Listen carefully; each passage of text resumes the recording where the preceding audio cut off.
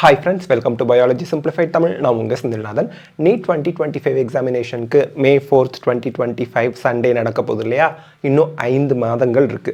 இந்த 5 monthsல நான் இன்னும் ஸ்டார்ட் பண்ணவே இல்லை, நீட்டுக்கு ப்ரிப்பேர் பண்ணவே ஆரம்பிக்கல. இப்போ இருந்து ஆரம்பித்தா என்னால் அச்சீவ் பண்ண முடியுமா? இந்த கேள்வி நிறைய ஸ்டூடெண்ட்ஸ்க்கு இருக்குது. அண்ட் நான் எப்படி ஸ்டார்ட் பண்ணணும், ஜீரோலேருந்து ஸ்டார்ட் பண்ணணுன்னா இப்போ தான் நான் ஆரம்பிக்க போகிறேன், எப்படி ஆரம்பிக்கணும், இந்த மாதிரி கேள்விகளும் நிறைய ஸ்டூடெண்ட்ஸ் கமெண்ட் செக்ஷனில் கேட்டிருக்கீங்க. ஆக்சுவலி யதார்த்தமாக சொல்லணும்னா 5 months பீரியடில் நீங்கள் ஒரு 250 மார்க்ஸ்லேருந்து 400 மார்க்ஸ் வரைக்கும் எடுக்கிறது எளிமையான ஒரு விஷயம் நீட் எக்ஸாமில். பட் நம்ம மெரிட்டில் கவர்மெண்ட் மெடிக்கல் காலேஜில் சீட் வாங்கணும்னா நமக்கு 650+ மார்க்ஸ் இருந்தால் தான் நல்ல கல்லூரியில் போய் எம்பிபிஎஸ் மெரிட்டில் படிக்க முடியும். ஓகே, 650 மார்க்ஸ் எடுக்கிறது சாத்தியமா? கண்டிப்பாக சாத்தியம் தான். 0 to ஹீரோவாக ஆக முடியும் இந்த 5 மாதங்களில் நீங்கள் ஹார்ட் ஒர்க் பண்ணீங்க அப்படின்னா, ப்ளஸ் ஸ்மார்ட் ஒர்க்கும் பண்ணணும். சரி, அதற்கு இந்த வீடியோவில் என்னெல்லாம் பண்ணலாம் அப்படிங்கிறத பார்க்கலாம். So you have only 5 months to achieve. நீங்கள் மெரிட்டில் எம்பிபிஎஸ் போய் ஜாயின் பண்ணணும் அப்படிங்கிறதுக்கு இன்னும் உங்களுக்கு 5 மாதங்கள் தான் இருக்குது 2025. இப்போ வந்து பார்த்தீங்கன்னா நீட் எக்ஸாமை பொறுத்த வரைக்கும் 23 to 25 லட்சம் பேர் அப்ளிகேஷன் போடுறாங்க. இந்தியா முழுக்க 1 லட்சத்தி சில்லற எம்பிபிஎஸ் சீட்ஸ் இருக்குது. இந்த 1 lakh+ எம்பிபிஎஸ் சீட்ஸில் 48,000 சீட்ஸ் வந்து pure government medical college seat. தமிழ்நாடுல இருக்கக்கூடிய காலேஜஸ் முதற்கொண்டு இந்தியா முழுக்க இருக்கக்கூடிய அத்தனை கவர்மெண்ட் மெடிக்கல் காலேஜஸும் எடுத்து பார்த்தோம் அப்படின்னா எம்பிபிஎஸ் சீட்ஸ் அப்படின்னு பார்க்கும்போது 48,000 வருது.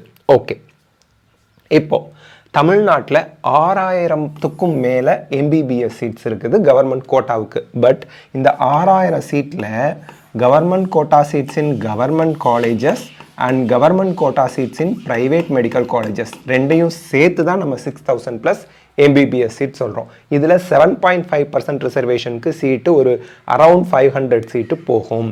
ஸோ இதெல்லாம் வச்சு பார்க்கல நமக்கு ஒரு 5,500 சீட்ஸ் 92.5%க்கும் 7.5% ரிசர்வேஷனில் ஒரு 500 எம்பிபிஎஸ் சீட்ஸும் இருக்குது அப்படிங்கிறத நம்ம நினைவில் வச்சுக்கணும். நெக்ஸ்ட் வந்து பார்த்தோம் அப்படின்னா, சார் இப்போது இவ்வளோ ஹெவி காம்படிஷன் இருக்குது, இவ்வளோ ஹெவி காம்படிஷனில் என்னால் ஜெயிக்க முடியுமா? கண்டிப்பாக முடியும். பிகாஸ் 5,500 92.5% ரிசர்வேஷனுக்கு government quota seats government medical college plus private medical காலேஜில் கூடிய கவர்மெண்ட் கோட்டா சீட்ஸ் சேர்ந்தது. அதே போல் 500 சீட்ஸ் கிட்ட நமக்கு 7.5% ரிசர்வேஷனுக்கு இருக்குது.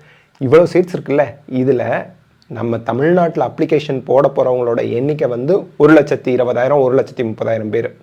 பட் கவுன்சிலிங்கில் பார்ட்டிசிபேட் பண்ணுறவங்களோட எண்ணிக்கை பாஸ் பண்ணி 25,000 30,000 பேர் கவர்மெண்ட் கோட்டாவுக்கு மட்டும். அனதர் 16,000 to 17,000 ஆர் 20,000 கிட்ட மேனேஜ்மெண்ட் கோட்டாவுக்கு பார்ட்டிசிபேட் பண்ணுவாங்க. இப்போ கவர்மெண்ட் கோட்டா பார்க்கும்போது நமக்கு இந்த 6,000+ சீட்ஸ்க்கு 25,000 பேர் அப்ளிகேஷன் போடுறாங்க அக்ராஸ் கேட்டகரி. ஓகே, எவ்வளோ பேர் அப்ளிகேஷன் போட்டாலும் எவ்வளோ காம்படிஷன் இருந்தாலும் உங்களுக்கு எத்தனை சீட்டு வேணும்? ஒரு சீட்டு. உங்களுக்கு தேவையானது ஒரு சீட்டு, ஆனால் அங்கே இருக்கிறது எவ்வளவு சீட்டு பாருங்கள். ஸோ அந்த கண்ணோட்டத்தில் ரிவர்ஸில் பாருங்கள். நீங்கள் நேராக பார்க்காதீங்க. அப்படியே 6,000 சீட் இருக்குது, இவ்வளோ பேர் அப்ளை பண்ணுறாங்க, ஒரு சீட்டுக்கு 10 பேருக்கு மேலே கம்ப்ளீட் பண்ணுறாங்கன்னு பார்க்காம 6,000 சீட்டில் எனக்கு எத்தனை சீட்டு வேணும்? ஒரே ஒரு சீட்டு தான் வேணும். அந்த ஒரு சீட்டை நோக்கி நான் வந்து பயணிக்க போகிறேன், அந்த ஒரு சீட்டை நோக்கி நான் ஹார்ட் ஒர்க் பண்ண போகிறேன்னு உங்கள் ஃபோக்கஸை வச்சிங்கன்னா உங்களுக்கு மற்றதெல்லாம் மறைஞ்சு போய் கான்ஃபிடென்ஸ் ஜாஸ்தியாகும், செல்ஃப் மோட்டிவேட்டடாக இருப்பீங்க. ஓகே, இப்போது ஸ்டெப்ஸ் டு ஃபாலோ. நான் இப்போ 0லேருந்து ஆரம்பிக்கிறேன். என்ன பண்ணணும்? முதல்ல எக்ஸாம் பேட்டர்னை அண்டர்ஸ்டாண்ட் பண்ணிக்கோங்க, சிலபஸை தெளிவாக புரிஞ்சுக்குங்க. எக்ஸாம் பேட்டர்ன் அப்படிங்கிறது என்ன? Botany, zoology, physics, chemistry. பாட்டனியில் 50க்கு 45 கொஷின் எழுதணும், சுவாலஜியில் 50க்கு 45 கொஷின், ஃபிசிக்ஸில் 50க்கு 45 கேள்வி, கெமிஸ்ட்ரியில் 50க்கு 45 கேள்வி. அப்போது டோட்டலாக 180 கேள்வி 200 கொஷினுக்கு நீங்கள் எழுதணும். இந்த சாய்ஸ் எடுக்கிறாங்களா எடுக்கலையா அப்படிங்கிறத நம்ம வெயிட் பண்ணி தான் பார்க்கணும். இப்போதைக்கு இந்த பேட்டர்னை நம்ம ஃபாலோ பண்ணிக்குவோம். சரி, இப்போது ஒரு கரெக்டான ஆன்சருக்கு 4 மார்க் அப்படின்னு பார்த்தா 180 × 4 720 மார்க்ஸ். பட் நீட்டில் உள்ள மிகப்பெரிய விஷயம் என்ன தெரியுங்களா? நீங்கள் ஒரு கொஷினுக்கு தப்பாக ஆன்சர் பண்ணிங்கன்னா -1. நீங்கள் ஆன்சரே பண்ணலன்னா ஒன்றும் பிரச்சனை இல்லை. ஒரு கொஷினை அட்டனே பண்ணலன்னா 0. ஏன்னா நீங்கள் அட்டன் பண்ணல. பட் தப்பாக ஆன்சர் பண்ணிட்டீங்கன்னா தண்டனை உண்டு. அந்த தண்டனை என்ன? -1. இதனால தான் நிறைய பேருக்கு மார்க் குறைஞ்சி போகுது. ஸோ நல்லா தெரிந்த கேள்விகளை மட்டும் நீங்கள் அட்டன் பண்ண போகிறீங்க. ஓகே, பேட்டர்ன் பார்த்தாச்சு கடகடன்னு. அடுத்து சிலபஸ். சிலபஸை பொறுத்த வரைக்கும் 2024 என்ன சிலபஸோ அதே தான் 2025க்கும் இதை கன்ஃபார்ம் பண்ணிட்டாங்க NTA. அப்போ இந்த 2024க்கான சிலபஸ் எங்கே சார் இருக்குது? நம்மளோட biology simplified Tamil official Telegram பேஜில் பின்னடு மெசேஜில் போய் கிளிக் பண்ணிங்கன்னா, ஏன்னா நிறைய பேர் நீட் 2025 சிலபஸ் PDF ஷேர் பண்ணுங்கள் சாருங்கிறீங்க. நீங்கள் டெலகிராமில் பயாலஜி சிம்பிளிஃபைட் தமிழ் சேனல் அந்த லிங்க் வந்து நம்ம யூடியூப்பில் கொடுத்துருக்கோம். நீங்கள் பார்த்தீங்கன்னா தெரியும், அந்த லிங்க்ஸில் இருக்கும். அதை கிளிக் பண்ணி அதில் அந்த சேனலில் ஜாயின் பண்ணிவிட்டு அதில் வந்து நீங்கள் கிளிக் பண்ணிக்கிட்டே பார்த்தீங்க அப்படின்னா பின்டு மெசேஜில் பார்த்தீங்கன்னா நம்ம சிலபஸ் பின் பண்ணியிருக்கோம். அதை முதல்ல பிரிண்ட் அவுட் எடுத்து வச்சுக்கோங்க. அதுதான் உங்களுக்கு இம்பார்ட்டண்ட். அதுதான் உங்களுக்கு மேப்பு. இப்போ டெல்லி போகிறீங்கன்னா டெல்லிக்கு மேப்போட போனால் எப்படி இருக்கும், மேப் இல்லாமல் போனால் எப்படி இருக்கும், அந்த மாதிரி ஒரு எக்ஸாமுக்கான மேப்பே இந்த சிலபஸ் தான். ஸோ சிலபஸை தெளிவாக புரிஞ்சுக்குங்க. இதுதான் ஃபஸ்ட்டு ஸ்டெப்பு நீங்கள் பண்ண வேண்டியது. நெக்ஸ்ட்டு உங்களுக்கான ஓன் ஸ்டடி பிளானை ப்ரிப்பேர் பண்ணுங்கள். நான் நிறைய குழந்தைங்க கிட்ட சொல்கிறது, எல்லா வீடியோலையும் சொல்கிறது என்னென்னா, இப்போ 6 மந்த் பிளான் போட்டாலும் சரி, 5 மந்த் பிளான் போட்டாலும் சரி, அடுத்து 4 month plan, 3 month plan, 1 month plan, எந்த பிளான் போட்டாலும் நான் சொல்கிறது develop your own study plan. மற்றவங்க சொல்கிறது உங்களுக்கு ஒத்து வராது. உங்கள் கையிலேயே 5 விரல் ஒரே மாதிரி இல்லை. எப்படி அடுத்தவங்க சொல்கிறது உங்களுக்கு ஒத்து வரும்? முடியவே முடியாது. அது உங்களோட சிச்சுவேஷன், உங்கள் ஃபேமிலியில் என்ன மாதிரி டைமிங்கில் நீங்கள் எழுந்திருக்கிறீங்க, உங்களுக்கு என்ன ஹேபிட் இருக்குன்னு உங்களுக்கு தான் தெரியும், அடுத்தவங்களுக்கு தெரியாது. ஸோ ஒரு ஸ்டடி பிளானை ப்ரிப்பேர் பண்ணுங்கள். மினிமம் படிக்கிறதுக்கு 2 மணி நேரம் ஃபிசிக்ஸுக்கு, 2 மணி நேரம் பயாலஜிக்கு, பாட்னிக்கு 1 மணி நேரம், சுவாலஜிக்கு 1 மணி நேரம், கெமிஸ்ட்ரிக்கு 2 மணி நேரம், அதுக்கப்புறம் at least 3 to 4 hours only for practice.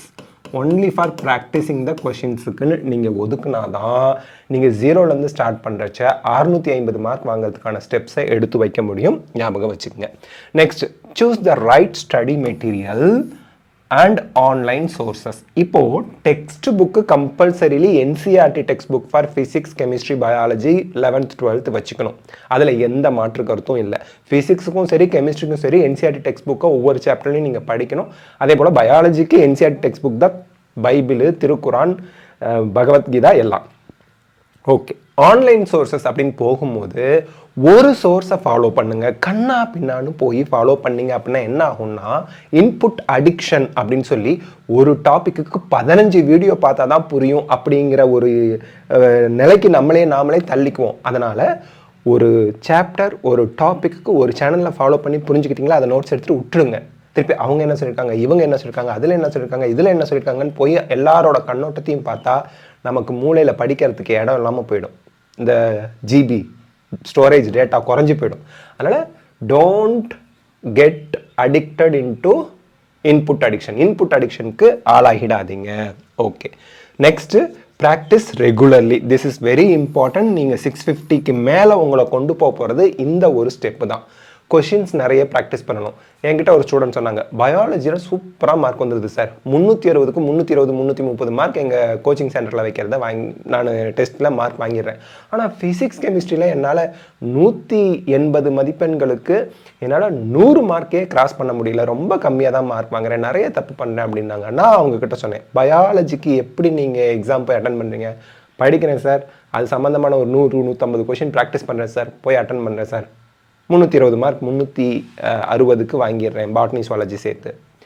Physics படிக்கிறேன், படித்து முடிக்கவே டைம் பத்தல, டெஸ்ட் போய் எழுதுறேன். ஸோ இங்கே என்ன மிஸ் ஆகுது? ப்ராக்டிஸ் மிஸ் ஆகுது. நான் அப்போ அவர்கிட்ட சொன்னேன், எப்படி பயாலஜிக்கு படித்து ப்ராக்டிஸ் பண்ணிவிட்டு கொஷின்ஸ் எல்லாம் ஒர்க் அவுட் பண்ணிவிட்டு எக்ஸாம் போய் எழுதுறீங்க, அதே போல் ஃபிசிக்ஸ் கெமிஸ்ட்ரிக்கும் கண்டிப்பாக யூ ஷுட் ஃபைண்ட் டைம். படித்து முடிச்சுட்டு படிக்கிறீங்களோ இல்லையோ, முடிக்கிறீங்களோ இல்லையோ, ப்ராக்டிஸ் கொஷினை ப்ராக்டிஸ் பண்ணிவிட்டு போய் எக்ஸாம் கொடுங்க, எப்படி மார்க் வாங்குறீங்கன்னு பாருங்கன்னு.